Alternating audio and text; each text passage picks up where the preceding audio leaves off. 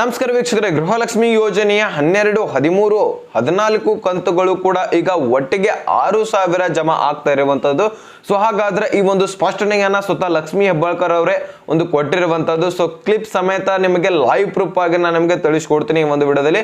So ಈ ಒಂದು video ತುಂಬಾನೇ ಇಂಪಾರ್ಟೆಂಟ್ ಆಗಿರುತ್ತೆ. ಸೊ ಈ ಒಂದು ಗೃಹಲಕ್ಷ್ಮಿ ಯೋಜನೆಯಲ್ಲಿ ಲೇಟೆಸ್ಟ್ ಆಗಿ ಅಪ್ಡೇಟ್ ಏನ್ ಬಂದಿದೆ ಅನ್ನುವಂಥದ್ದು ನೀವು ಕ್ಲಿಯರಿಟಿ ತಿಳ್ಕೊಬೇಕಪ್ಪ ಅಂದ್ರೆ, ನಿಮ್ಮ ಖಾತೆಗೆ ಹಣ ಯಾವಾಗ ಜಮಾ ಆಗುತ್ತೆ ಅನ್ನುವಂಥದ್ದು ನಿಮಗೆ ಬೇಕಪ್ಪ ಅಂದ್ರೆ, ಸೊ ಕಂಪ್ಲೀಟ್ ಆಗಿ ವಿಡಿಯೋನ ನೋಡಿ. ಚಾನಲ್ಗೆ ಸಬ್ಸ್ಕ್ರೈಬ್ ಮಾಡಲಿ ಅಂದ್ರೆ ದಯವಿಟ್ಟು ಬೇಗನೆ ಸಬ್ಸ್ಕ್ರೈಬ್ ಮಾಡ್ಕೊಳ್ಳಿ. ವಿಡಿಯೋಕ್ಕೆ ಒಂದು ಲೈಕ್ ಕೊಟ್ಬಿಟ್ಟೆ ವಿಡಿಯೋನ ನೋಡ್ಲಿಕ್ಕೆ ಸ್ಟಾರ್ಟ್ ಮಾಡಿ. ಈಗ ಡೈರೆಕ್ಟ್ ಆಗಿ ಟಾಪಿಕ್ ಬಂದ್ಬಿಡ್ತೀನಿ. ಇಲ್ಲಿ ನೋಡಿ, ಸಾಕಷ್ಟು ಮಹಿಳಾ ಫಲಾನುಭವಿಗಳು ಈ ಒಂದು ಗೃಹಲಕ್ಷ್ಮಿಗೆ ವೇಟ್ ಮಾಡ್ತಾ ಇದ್ದಾರೆ. ಒಂದು ಗಣಪತಿ ಹಬ್ಬಕ್ಕೂ ಕೂಡ ವೇಟ್ ಮಾಡಿದ್ರು. ಸುಮಾರು ಈಗಾಗಲೇ ಅಮೌಂಟ್ ಹಾಕಬೇಕಾಗಿತ್ತು. ಇವರು 12ನೇ ಕಂತಿನ ಹಣ ಆದ್ರೂ ಹಾಕಬೇಕಾಗಿತ್ತು.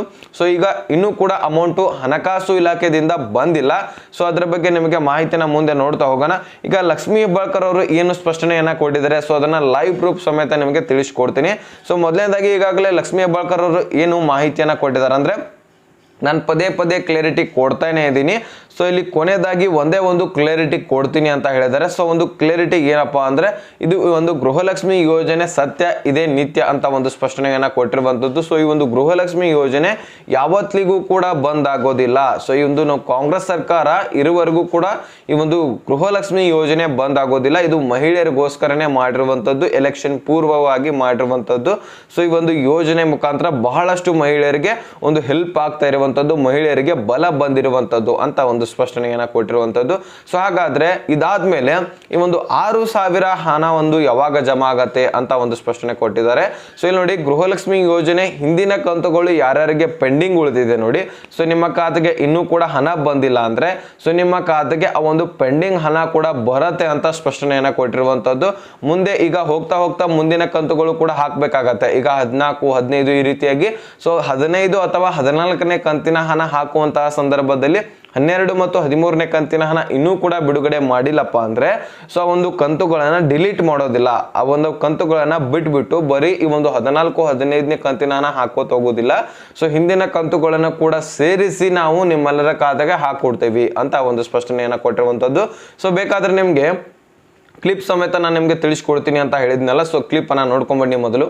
ಮಹಿಳೆಯರಿಗೆ ಬರ್ತಾ ಇದೆ 2 ತಿಂಗಳಿಂದ ಹಾಗೆ ಇದೆ ಅಂತ ಹೇಳಿ ಅದರದೊಂದು ಕ್ಲಾರಿಟಿ ನಾನು ಪದೇ ಪದೇ ಕ್ಲಾರಿಟಿ ಕೊಡ್ತಾ ಇದ್ದೀನಿ. ಒಂದು ಕೊನೆ ಕ್ಲಾರಿಟಿ ಕೊಡ್ತೀನಿ. ಗೃಹಲಕ್ಷ್ಮಿ ಇದು ನಿತ್ಯ, ಇದು ಸತ್ಯ, ಇದು ಯಾವತ್ತೂ ಬಂದ ಆಗೋದಿಲ್ಲ. ಸಂಖ್ಯಾತರಿಗೂ ಕೂಡ ಸಿಗ್ತಾ ಇಲ್ಲ ಅನ್ನುವಂಥದ್ದು ಇದೆ. ಅವರಿಗೆ ಒಂದು ಸಲನೂ ಕೂಡ ಸಿಕ್ಕಿಲ್ಲ ನೋಡಿ. ಅವ್ರಿಗೆ ಆರ್ಡರ್ ಕೊಟ್ಟರೆ ನಾನೀಗ 3 ತಿಂಗಳಾಯಿತು, ಸರಿನಾ? ಸೊ ಈಗ 2 ತಿಂಗಳದ್ದು ಕೊಟ್ಟಿಲ್ಲ ಅಂತ ತಾವೇ ಹೇಳ್ತಾ ಇದ್ದೀರಾ. ಅವರು ಯಾವಾಗ ನಾವು ಅವ್ರಿಗೆ ಆರ್ಡರ್ ಕಾಪಿ ಕೊಟ್ಟಿದ್ದೀವೋ ಆ ತಿಂಗಳದಿಂದ ಅವ್ರಿಗೆ 2,000 ರೂಪಾಯಿ ರಿಸರ್ವ್ ಇರುತ್ತೆ. ನಾವು ಯಾವತ್ತು ಹಾಕ್ತೀವೋ ಅವ್ರಿಗೆ ಅವರು 2 ತಿಂಗಳಾಗಿದ್ದರೆ 4,000 ಹೋಗುತ್ತೆ, 3 ತಿಂಗಳಾಗಿದ್ದರೆ 6,000 ಹೋಗುತ್ತೆ. ಅರಿಯರ್ಸ್ ಜೊತೆ ಹೋಗುತ್ತೆ 100%. ಇವತ್ತು ಗೃಹಲಕ್ಷ್ಮಿಗೆ 2 ತಿಂಗಳು ದುಡ್ಡು ಹಾಕಿಲ್ಲ ಅಂತಂದರೆ ನೆಕ್ಸ್ಟು ಹೋಗೋದು ಅವ್ರಿಗೆ 4,000 ಅಲ್ಲ 6,000 ಹೋಗುತ್ತೆ, 3 ತಿಂಗಳದ್ದು ಹೋಗುತ್ತೆ. ಈ 2,000 ಡಿಲೀಟ್ ಮಾಡಿ ಮುಂದೆ ಹೊಸದಂತ ಲೆಕ್ಕ ಇಲ್ಲ. ಇದು ಸತ್ಯ, ಇದು ನಿತ್ಯ. ಸೊ ನೋಡಿದ್ರಲ್ಲ, ಈ ರೀತಿಯಾಗಿ ಒಂದು ಲಕ್ಷ್ಮಿ ಹೆಬ್ಬಾಳ್ಕರ್ ಅವರು ಮಾಹಿತಿಯನ್ನ ಸ್ಪಷ್ಟನೆಯನ್ನ ಕೊಟ್ಟಿರುವಂತದ್ದು. ಸ್ವತಃ ಇಲ್ಲಿ ಲಕ್ಷ್ಮಿ ಹೆಬ್ಬಾಳ್ಕರ್ ಅವರೇ ಹೇಳಿರುವಂತಹ ಮಾಹಿತಿ ನಿಮಗೆ ಈಗ ನಂಬಿಕೆ ಬಂದಿರಬಹುದು. ಸೊ ಇಲ್ಲಿ ಎಷ್ಟು ಕಂತುಗಳು ಉಳಿದಿದ್ರು ಸಹಿತ ನಿಮ್ಮ ಖಾತೆಗೆ ಬರುವಂತಹ ಸಾಧ್ಯತೆನೂ ಕೂಡ ಈಗ ಇದೆ. ಈ ಒಂದು 11ನೇ ಕಂತಿನಲ್ಲಿ ಕೂಡ ಬಹಳಷ್ಟು ಬಹಳ ಆದ್ರೆ 10 ರಿಂದ 15% ಫಲಾನುಭವಿಗಳಾದ್ರೆ ಮಾತ್ರ ಬಾಕಿ ಇದ್ದಾರೆ. ಸೊ ಉಳಿದ ಎಲ್ಲ ಫಲಾನುಭವಿಗಳಿಗೂ ಕೂಡ ಹಣ ಜಮಾ ಆಗಿರುವಂತದ್ದು. ಸೊ ಈಗಾಗಲೇ ನೋಡಬಹುದು ನೀವು, ಬಹಳಷ್ಟು ಫಲಾನುಭವಿಗಳನ್ನು ಕೂಡ ಗೃಹಲಕ್ಷ್ಮಿ ಯೋಜನೆಯಿಂದ ತೆಗೆದಾಕಲಾಗ್ತಾ ಇದೆ.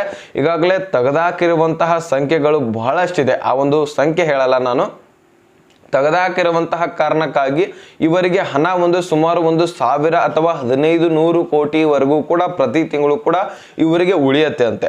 ಅದರಲ್ಲಿ ಹೆಚ್ಚಾಗಿ ಅನ್ನಭಾಗ್ಯ ಯೋಜನೆಯಲ್ಲಿನೇ ಉಳಿಯುತ್ತಂತೆ. ಯಾಕಂದ್ರೆ ಸಿಕ್ಕಾಪಟ್ಟೆ ರೇಷನ್ ಕೊಡ್ತಾ ಇರ್ತಾರೆ, ಅದರಲ್ಲಿ ಒಂದು ಹಣ ಕೂಡ ಕೊಡಬೇಕಾಗಿರುತ್ತೆ. ಸೊ ಅದನ್ನೆಲ್ಲನೂ ಕೂಡ ಸೇರಿಸಿ ಅನ್ನಭಾಗ್ಯ ಯೋಜನೆಯಲ್ಲಿ ಕೂಡ ಇಲ್ಲಿ ಹೆಚ್ಚಾಗಿ ಒಂದು ಅಮೌಂಟ್ ಫಂಡ್ ಉಳಿಯತ್ತಂತೆ. ಈಗಾಗಲೇ ನೋಡ್ಬೋದು APL ಅಲ್ಲಿ ಕೂಡ ರೇಷನ್ ಸಿಗ್ತಾನೆ ಇರುತ್ತೆ. ಅದೇ ರೀತಿಯಾಗಿ BPL ರೇಷನ್ ಕಾರ್ಡ್ದಾರರಿಗೂ ಕೂಡ ಈ ಒಂದು ರೇಷನ್ ಸಿಗ್ತಾನೆ ಇರುತ್ತೆ. ಸೊ ಅದೇ ರೀತಿಯಾಗಿ ಈಗ ನೋಡಬಹುದು ನೀವು, BPL, APL ಹಾಗೂ ಈ ಒಂದು ಅಂತ್ಯೋದಯ ರೇಷನ್ಸ್ ಕಾರ್ಡ್ಗಳು ಇರ್ತವೆ. ಸೊ ಇದರಲ್ಲಿ ಹೆಚ್ಚಾಗಿ BPL ರೇಷನ್ ಕಾರ್ಡ್ದಾರರು ಬಹಳಷ್ಟು ಜನ ಇದ್ದಾರೆ. ಫೇಕ್ ಡಾಕ್ಯುಮೆಂಟ್ಸ್ ಗಳಿಂದ ಹೆಚ್ಚಾಗಿ ಬೆಂಗಳೂರು ನಗರದಲ್ಲಿನೇ ಸಿಗ್ತಾ ಇದಾರಂತೆ. ಸೊ ಬೆಂಗಳೂರು ನಗರದಲ್ಲಿರುವಂತಹ ಫೇಕ್ ಡಾಕ್ಯುಮೆಂಟ್ಸ್ ಹೊಂದಿರುವಂತಹ ಫಲಾನುಭವಿಗಳಿಗೆ ಈ ಒಂದು ಗೃಹಲಕ್ಷ್ಮಿ ಯೋಜನೆ ಹೆಚ್ಚಾಗಿ ಅಲ್ಲಿ ಯಾರಿಗೂ ಕೂಡ ಹೋಗಿಲ್ಲ. ಸೊ ಬಹಳಷ್ಟು ಜನ ಬೆಂಗಳೂರು ನಗರದಿಂದನೂ ಕೂಡ ಕಮೆಂಟ್ ಮಾಡ್ತಾ ಇದ್ರಿ. ಸೊ ಅಲ್ಲಿರುವಂತಹ ಫಲಾನುಭವಿಗಳು ಕೇಳಿ, ಇಲ್ಲಿ ನೋಡಿ ಬಹಳಷ್ಟು ಫಲಾನುಭವಿಗಳು ಇಲ್ಲಿ ಫೇಕ್ ಡಾಕ್ಯುಮೆಂಟ್ಸ್ಗಳನ್ನ ಹೊಂದ್ಬಿಟ್ಟು, ಅಂದ್ರೆ ಮಿಡಲ್ ಕ್ಲಾಸ್ ಇದ್ರೂ ಸಹಿತ ಅವ್ರಿಗೆ APLಗೆ ಅರ್ಹತೆ ಇರ್ತಾರಂತ ಅನ್ಕೊಳ್ಳಿ. ಸೊ APLಗೆ ಅರ್ಹತೆ ಇದ್ರೂ ಸಹಿತ BPL ರೇಷನ್ಸ್ ಕಾರ್ಡ್ಗಳನ್ನ ಮಾಡಿಸಿರುವಂತಹ ಕಾರಣಕ್ಕಾಗಿ BPL ರೇಷನ್ ಕಾರ್ಡ್ಗಳನ್ನ ರದ್ದು ಮಾಡಿ APLಗೆ ನಿಮ್ಮನ್ನ ಕನ್ವರ್ಟ್ ಮಾಡ್ತಾ ಇದ್ದಾರೆ ಒಂದು. ಸೊ ಇನ್ನು APL ಹಾಗೂ BPLಗೂ ಕೂಡ ಅವರು ಅರ್ಹತೆ ಇಲ್ಲ, ಆದ್ರೂ ಸಹಿತ BPL ರೇಷನ್ ಕಾರ್ಡ್ಗಳನ್ನ ಹಣ ಕೊಟ್ಟು ಮಾಡಿಸ್ತಾ ಇರುವಂತದ್ದು. ಸೊ ಅದಕ್ಕೋಸ್ಕರ ಅಂತಹ ಒಂದು ರೇಷನ್ಸ್ ಕಾರ್ಡ್ಗಳನ್ನ ಹೊಂದಿರುವಂತಹ ಫಲಾನುಭವಿಗಳನ್ನ ಗೃಹಲಕ್ಷ್ಮಿ ಯೋಜನೆಯಿಂದ ತೆಗೆದುಹಾಕಲಾಗ್ತಾ ಇದೆ. ಈ ಒಂದು ಆಹಾರ ಇಲಾಖೆನೂ ಕೂಡ ರೇಷನ್ ಕಾರ್ಡ್ಗಳನ್ನ ರದ್ದು ಮಾಡಲಾಗ್ತಾ ಇದೆ. IT ರಿಟರ್ನ್ಸ್ ಮಾಡೋರು ಕೂಡ ಬಹಳಷ್ಟು ಫಲಾನುಭವಿಗಳಿದ್ದಾರೆ. ಈಗಾಗಲೇ 16,000 ಒಮ್ಮೆಲೆ ಒಂದೇ ದಿನದಲ್ಲಿ ಈ ಒಂದು 16,000 ಮಹಿಳೆಯರನ್ನ ಗೃಹಲಕ್ಷ್ಮಿ ಯೋಜನೆಯಿಂದ ತೆಗೆದುಹಾಕಲಾಗಿತ್ತು. ಅದೇ ರೀತಿಯಾಗಿ ದಿನದಿಂದ ದಿನಕ್ಕೆ ಸಂಖ್ಯೆ ಹೆಚ್ಚಾಗ್ತಾನೆ ಹೋಗ್ತಾ ಇದೆ. ಯಾಕಂದ್ರೆ ಬಹಳಷ್ಟು ಫಲಾನುಭವಿಗಳು IT ರಿಟರ್ನ್ಸ್ ಮಾಡೋರು ಸಿಗ್ತಾ ಇದ್ದಾರಂತೆ. ಸೊ ಆದಾಯ ತೆರಿಗೆ ಟ್ಯಾಕ್ಸ್ ಪೇಯರು, ಅದರಲ್ಲಿ ಈಗ ನೀವು ಆದಾಯ ತೆರಿಗೆ ಟ್ಯಾಕ್ಸ್ ಪೇಯರ್ ಮಾಡ್ತಾ ಇರಲಿಲ್ಲ ಅಂದ್ರೂ ಸಹಿತ ನಿಮ್ಮ ಗೃಹಲಕ್ಷ್ಮಿ ಸ್ಟೇಟಸ್ ನಲ್ಲಿ ಕಾಣಿಸ್ತಾ ಇರುವಂತದ್ದು ನಿಮ್ಗೆ ಗೊತ್ತಿರಬಹುದು ಬಹುಶಃ ಈಗಾಗಲೇ. ಸೊ ನಿಮ್ಮ ಗೃಹಲಕ್ಷ್ಮಿ ಸ್ಟೇಟಸ್ ಅನ್ನ ಚೆಕ್ ಮಾಡ್ತಾ ಇರಿ ಅಂತ ನಾನು ಪ್ರತಿಯೊಂದು ವಿಡಿಯೋದಲ್ಲಿ ಹೇಳ್ತಾ ಇರ್ತೀನಿ. ಅದೇ ರೀತಿಯಾಗಿ ಆಹಾರ ಇಲಾಖೆಯ ವೆಬ್ಸೈಟ್ಗೆ ಹೋಗಿ ನಿಮ್ಮ ರೇಷನ್ ಕಾರ್ಡು ರದ್ದು ಆಗಿದೆಯಾ ಇಲ್ವಾ ಅನ್ನೋಂಥದ್ದನ್ನು ಕೂಡ ಚೆಕ್ ಮಾಡಿ ಅಂತ ನಾನು ಪದೇ ಪದೇ ಹೇಳ್ತಾ ಇರ್ತೀನಿ. ಯಾಕಂದ್ರೆ ನಿಮ್ಮ ಒಂದು ಗೃಹಲಕ್ಷ್ಮಿ ಯೋಜನೆ ಸ್ಟೇಟಸ್ ನಲ್ಲಿ IT ರಿಟರ್ನ್ಸ್ ಅಂತ ಬಿದ್ದಿರುತ್ತೆ, ಆದಾಯ ತೆರಿಗೆ ಟ್ಯಾಕ್ಸ್ ಪೇಯರ್ ಅಂತ ಬಿದ್ದಿರುತ್ತೆ. ಸೊ ನೀವು ಮಾಡ್ತಾ ಇರಲ್ಲ ಆದಾಯ ತೆರಿಗೆ ಟ್ಯಾಕ್ಸ್ ಪೇಯರು, ಆದ್ರೂ ಸಹಿತ ನೀವು ಯಾವುದಾದ್ರೂ IDFC ಆಗಿರಲಿ ಎಲ್ಲೋ ಒಂದು EMI ಮುಖಾಂತರ ಸಾಲ ಮಾಡಿರ್ತೀರಾ ಅಥವಾ ಒಂದು ಮನೆ ಕಟ್ಟಲಿಕ್ಕೆ ಸಾಲವನ್ನು ಪಡೆದಿರ್ತೀರಾ. ಸೊ ಈ ರೀತಿ ಒಂದು ವ್ಯವಹಾರ ಇರ್ತವೆ ನಿಮ್ಮವು. ಸೊ ಅದರಲ್ಲಿ ನೀವು ಆದಾಯ ತೆರಿಗೆ ಟ್ಯಾಕ್ಸ್ ಪೇಯರ್ ಅಂದ್ರೆ ಬಡ್ಡಿ ಸಮೇತವಾಗಿ ಒಂದು ಟ್ಯಾಕ್ಸ್ ಅನ್ನ ಒಂದು ಕಟ್ತಾ ಇರ್ತೀರಾ ನೀವು. ಸೊ ಅದರಲ್ಲಿ ನಿಮಗೆ ಆದಾಯ ತೆರಿಗೆ ಟ್ಯಾಕ್ಸ್ ಪೇಯರ್ ಅಂತ ನಿಮ್ಮ ಗೃಹಲಕ್ಷ್ಮಿ ಸ್ಟೇಟಸ್ ನಲ್ಲಿ ಕೂಡ ಬಿದ್ದಿರುತ್ತೆ. ಸೊ ಅದು ಹೋಗ್ಬೇಕಂದ್ರೆ ತಾಂತ್ರಿಕ ದೋಷದಿಂದ ಬಂದಿರುತ್ತೆ ಅದು. ಸೊ ಅದು ಹೋಗ್ಲಾಡಿಸ್ಬೇಕಂದ್ರೆ ನೀವೇನ್ ಮಾಡ್ಬೇಕು ಅನ್ನುವಂಥದ್ದು ನಿಮ್ಗೆ ಈಗಾಗಲೇ ಗೊತ್ತಿರ್ಬೋದು, ಆದ್ರೂ ಸಹಿತ ನಾನು ಸ್ವಲ್ಪ ಕ್ಲೂ ಕೊಡ್ತೀನಿ. ಸೊ ನಿಮ್ಮ ತಾಲೂಕಿನಲ್ಲಿರುವಂತಹ ಮಹಿಳಾ ಮತ್ತು ಮಕ್ಕಳ ಕಲ್ಯಾಣ ಇಲಾಖೆಗೆ ಹೋಗಿ ನೀವು ಆ ಒಂದು ಡಾಕ್ಯುಮೆಂಟ್ಸ್ ಗಳನ್ನ ನೀವು ಏನು ಅರ್ಜಿ ಸಲ್ಲಿಸಿರ್ತಿರಲ್ಲ, ಸೊ ಆ ಒಂದು ಡಾಕ್ಯುಮೆಂಟ್ಸ್ ಗಳನ್ನ ಸಬ್ಮಿಟ್ ಮಾಡಿ ನಮ್ಗೆ ಈ ರೀತಿ ಆದಾಯ ತೆರಿಗೆ ಟ್ಯಾಕ್ಸ್ ಪೇಯರ್ ಅಂತ ತೋರಿಸ್ತಾ ಇದೆ. ಸೊ ಈ ಒಂದು ತಾಂತ್ರಿಕ ದೋಷದಿಂದ ತೋರಿಸ್ತಾ ಇದೆ, ತೆಗೆದಾಕ್ಬಿಡಿ, ನಾವು ಯಾವುದೇ ರೀತಿಯಾದಂತಹ ಆದಾಯ ತೆರಿಗೆ ಟ್ಯಾಕ್ಸ್ ಪೇಯರ್ ಮಾಡೋದಿಲ್ಲ ಅಂತ ಅವರಿಗೆ ಒಂದು ಕ್ಲಾರಿಟಿ ಕೊಡಬೇಕಾಗತ್ತೆ. ಸೊ ಇಷ್ಟು ಕೆಲಸ ಮಾಡಿದ್ರೆ ನೀವು ಅಲ್ಲಿಂದ ಒಂದು ತೆಗೆದಾಕ್ತಾರೆ, ನಿಮಗೆ ಬರಬೇಕಾಗಿರುವಂತಹ ಕಂತುಗಳು ಬರುತ್ತೆ. ಇಲ್ಲಾಂದ್ರೆ ನಿಮ್ಗೇನು ಅಮೌಂಟ್ ಕೂಡ ಬರಲ್ಲ, ಪೆಂಡಿಂಗ್ ಉಳಿದು ಬರುತ್ತೆ, ಟೋಟಲ್ ಆಗಿ ಪೆಂಡಿಂಗ್ ಉಳಿಯುತ್ತೆ. ಸೊ ಅವಾಗ ನೀವು ಕಾಯ್ತಾ ಕೊಂಡಿರ್ತೀರಾ, ಸೊ ಹಣ ಇನ್ನೂ ಕೂಡ ನಮಗೆ ಜಮಾ ಆಗ್ತಾ ಇಲ್ಲ, ನಾವೇನ್ ಮಾಡಬೇಕು ಅಂತ ಕೇಳಿದ್ರೆ ಯಾರು ಕೂಡ ಹೇಳೋದಿಲ್ಲ. ಸೊ ಅದಕ್ಕೋಸ್ಕರ ಒಂದ್ಸಾರಿ ನೀವು ಚೆಕ್ ಮಾಡ್ಕೋಬೇಕಾಗತ್ತೆ. ನಿಮಗೆ ದುಡ್ಡು ಬೇಕಂದ್ರೆ ನೀವು ಒಂದು ಸ್ವಲ್ಪ ಶ್ರಮ ಪಡಲೇಬೇಕಾಗತ್ತೆ. ಸೊ ಅದಿಷ್ಟು ಮಾಡದೇ ಆದ್ರೆ ನಿಮ್ಮ ಖಾತೆಗೆ ಹಣ ಜಮಾ ಆಗತ್ತೆ. ಓಕೆನಾ? ಸೊ ಇಷ್ಟು ಮಾಹಿತಿ ನಿಮಗೆ ಕ್ಲಿಯರ್ ಆಗಿ ತಿಳಿದಿದೆ ಅಂತ ಅನ್ಕೋತೀನಿ. ಇಷ್ಟಂತೂ ಲೇಟೆಸ್ಟ್ ಆಗಿ ಅಪ್ಡೇಟ್ ಬಂದಿತ್ತು. ಈಗಾಗಲೇ ಸಚಿವೆ ಲಕ್ಷ್ಮೀ ಹೆಬ್ಬಾಳ್ಕರ್ ಅವರು ಮಾಹಿತಿಯನ್ನು ತಿಳಿಸಿಕೊಟ್ಟಿರುವಂತದ್ದು. ಸೊ ಅದನ್ನು ಕೂಡ ನಿಮಗೆ ಕ್ಲಿಪ್ ಸಮೇತ ತಿಳಿಸ್ಕೊಟ್ಟಿದ್ದೀನಿ. ಸೊ ಹಾಗಾದ್ರೆ ಈಗ ಹಣ ನಿಮಗೆ ಯಾವಾಗ ಬರುತ್ತೆ ಅಂದ್ರೆ ಇನ್ನು 2-3 ದಿನಗಳಲ್ಲಿ ಹಣಕಾಸು ಇಲಾಖೆಯಿಂದ ಫಂಡ್ ರಿಲೀಸ್ ಆಗೋದಿದೆ.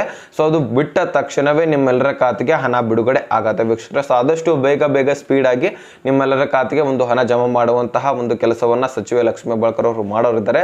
ಆದ್ರೆ ಇವ್ರ ಹತ್ರ ಮಹಿಳಾ ಮತ್ತು ಮಕ್ಕಳ ಕಲ್ಯಾಣ ಇಲಾಖೆಗೆ ಫಂಡ್ ರಿಲೀಸ್ ಆಗುವುದು ಬಾಕಿ ಇದೆ. ಹಣಕಾಸು ಇಲಾಖೆ ಎಷ್ಟು ಬೇಗ ಕಳಿಸುತ್ತೆ ನೋಡಿ ಅಮೌಂಟ್ ಅನ್ನ, ಸೊ ಅಷ್ಟು ಬೇಗ ಇವರು ನಿಮ್ಮ ಖಾತೆಗೆ ಹಣ ಜಮಾ ಮಾಡುವಂತಹ ಕೆಲಸ ಮಾಡ್ತೇವೆ ಅಂತ ಒಂದು ಸ್ಪಷ್ಟನೆಯನ್ನ ಸಚಿವೆ ಲಕ್ಷ್ಮೀ ಹೆಬ್ಬಾಳ್ಕರ್ ಅವರು ಕೊಟ್ಟಿರುವಂತದ್ದು. ಸೊ ಇದ್ರ ಬಗ್ಗೆ ಸಂಪೂರ್ಣವಾಗಿ ನಿಮಗೆ ಗೃಹಲಕ್ಷ್ಮಿ ಯೋಜನೆ ಬಗ್ಗೆ ತಿಳಿದಿದೆ ಅಂತ ಅನ್ಕೋತೇನೆ. ಅರ್ಥ ಆಗಿದ್ರೆ ಸೊ ಲೈಕ್ ಮಾಡಿ, ನಿಮ್ಮ ಸ್ನೇಹಿತರಿಗೆ ಶೇರ್ ಮಾಡಿ, ಸಬ್ಸ್ಕ್ರೈಬ್ ಮಾಡಿ ಅಂತ ಹೇಳ್ತಾ ಮತ್ತೆ ಮುಂದಿನ ಮಾಹಿತಿ ಸಿಗೋಣ. ಸೊ ಅಲ್ಲಿ ತನಕ ಬಾಯ್ ಬಿಟ್ಟೆ ಫ್ರೆಂಡ್ಸ್.